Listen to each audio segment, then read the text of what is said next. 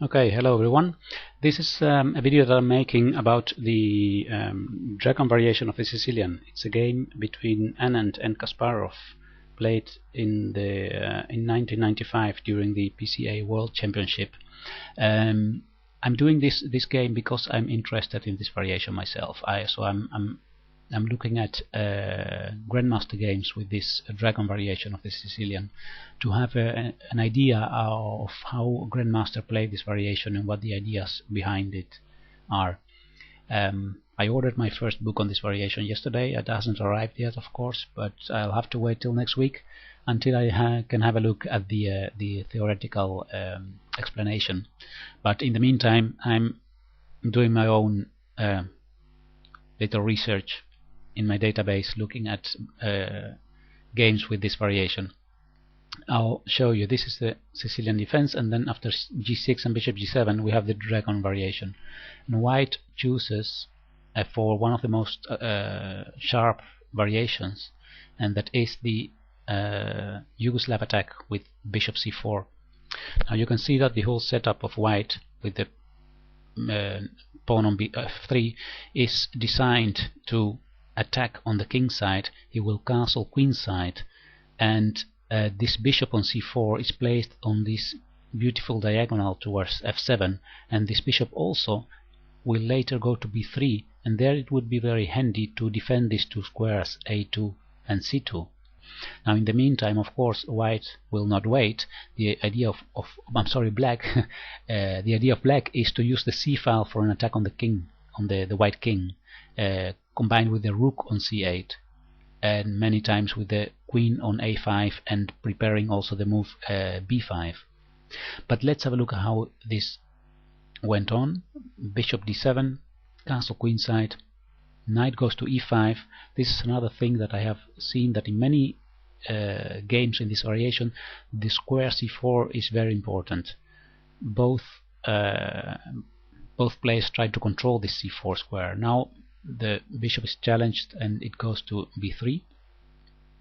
Rook goes to the c file, and then the start of white attacks starts with h4.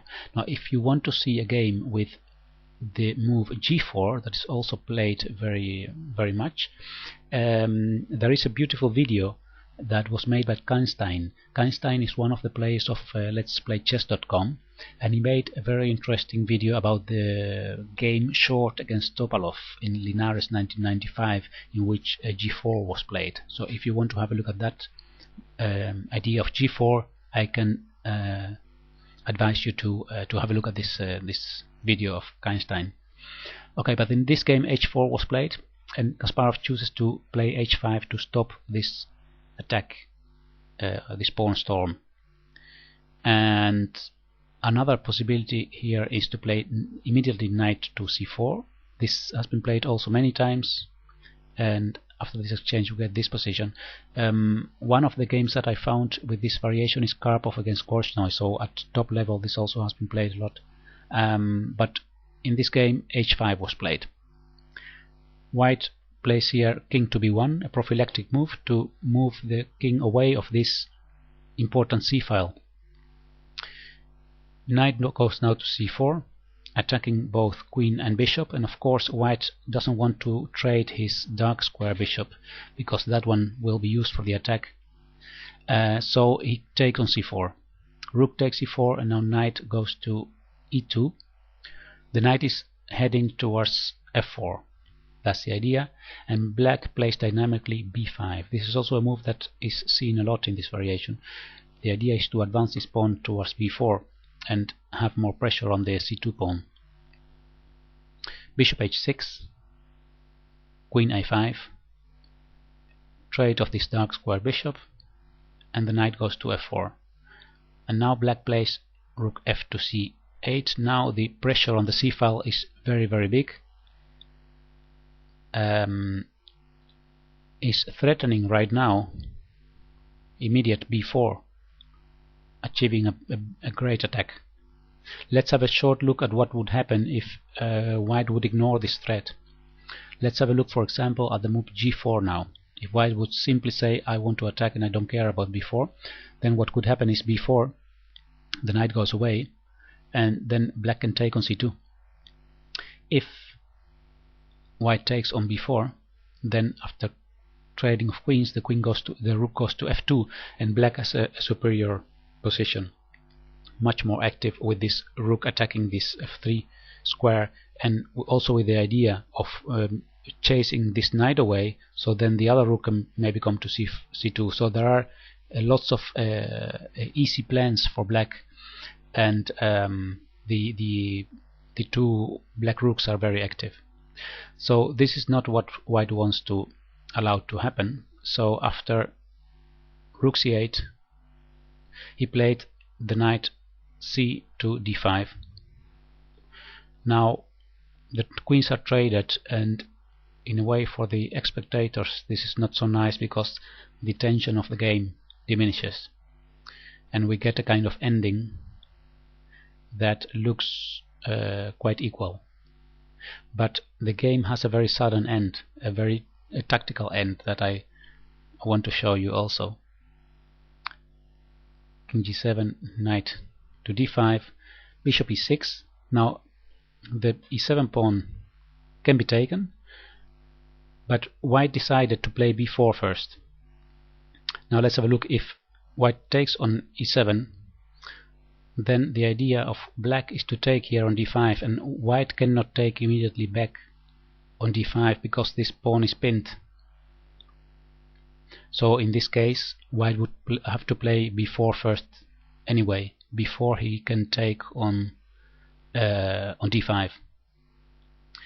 So what Anand decided, I'll go back to the position in the game, was not to take on e7, but first to play b4.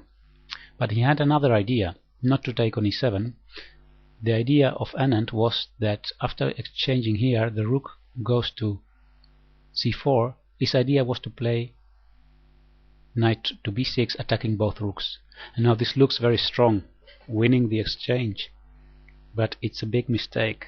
And I'll give you now a few seconds to have a look at the position, and you can see if you can practice your tactical view, because black has a way of winning here. I'll count to 3. You can stop the video if you like, and then I'll continue with the game. 1, 2, and 3. Okay, the move played in the game by Kasparov was rook takes b4 check. And now the king goes to a3, and again both rooks are attacked.